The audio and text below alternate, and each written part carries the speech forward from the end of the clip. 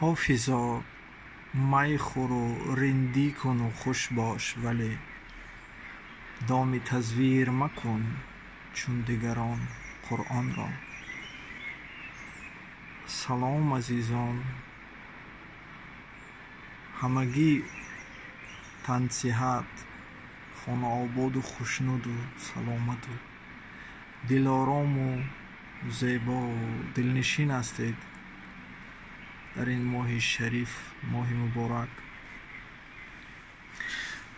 علال خصوص پیش از همه به شما میخواستم سلام خود را رسونم و میخواستم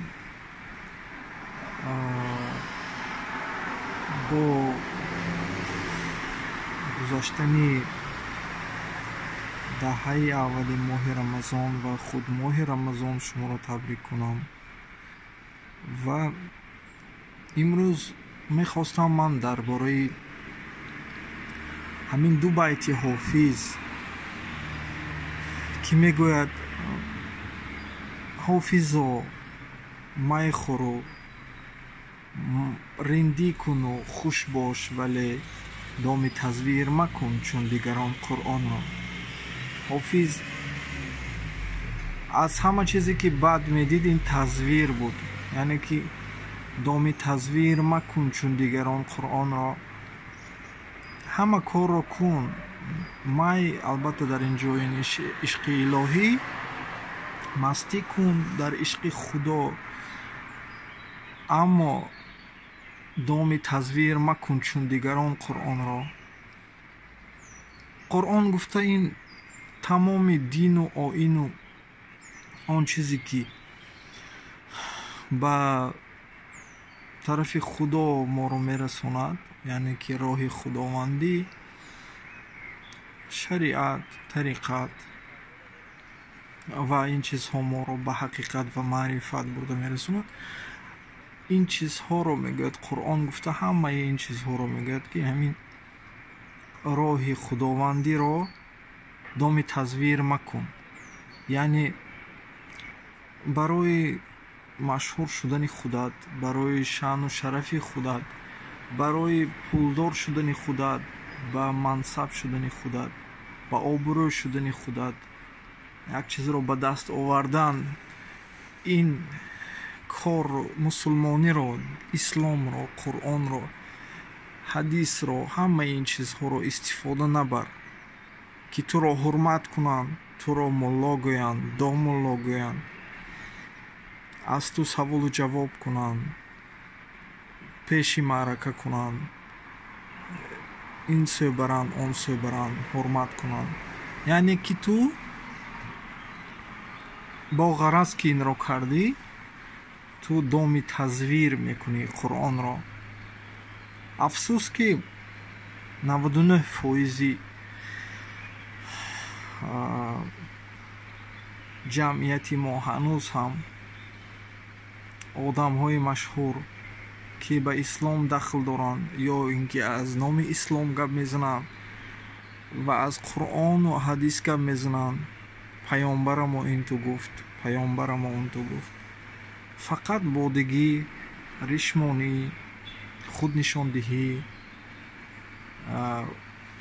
در اصل خودشون هیچی نیستن، اینکه خودشون رو زور نشون میدن. اینها دوست خدا نیستن، اینها ریاکارن، تزویرکارن و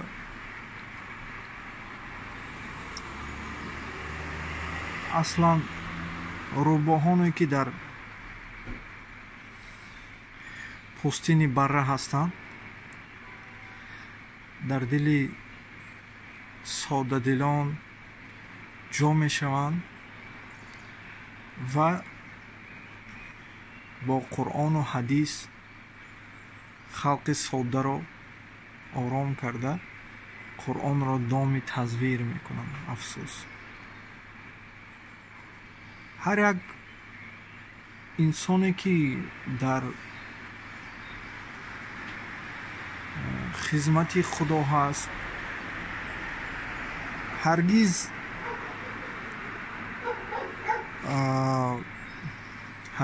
ӯ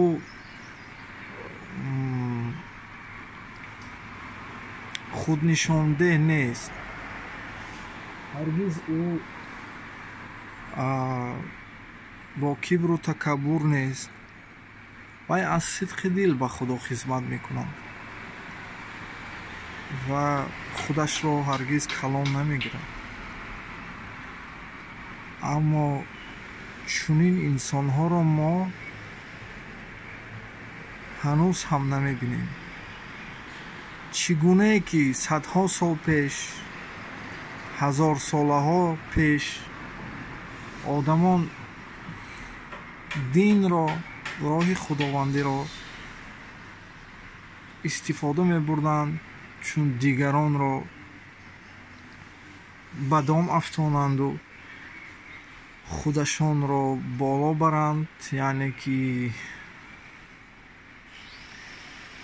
ин чизҳои дунявиро ба даст оранд, чун мансабу пулу дигар чизҳо, ки оқибат ин одамро албатта хор мекунад. чихе ки ҳофиз мегӯяд, ин сияҳкоса бикушад меҳмонро. яъне ки ин ҳамаи ин чизҳо оқибат одамро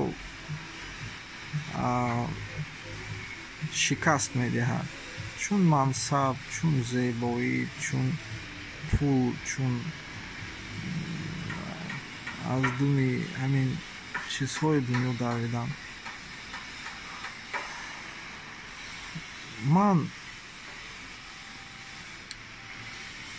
мехоҳам ки бисёр одамҳое ки дар ҳамин мавзӯъ гап мезананд, дар бораи худованд гап мезананд, дар бораи қуръон ҳадис гап мезананд, ин чизҳоро истифода набаред ба манфиати худатон. сидқан ба худо хизмат кунед, доми тазвир макунед, Қуръонро.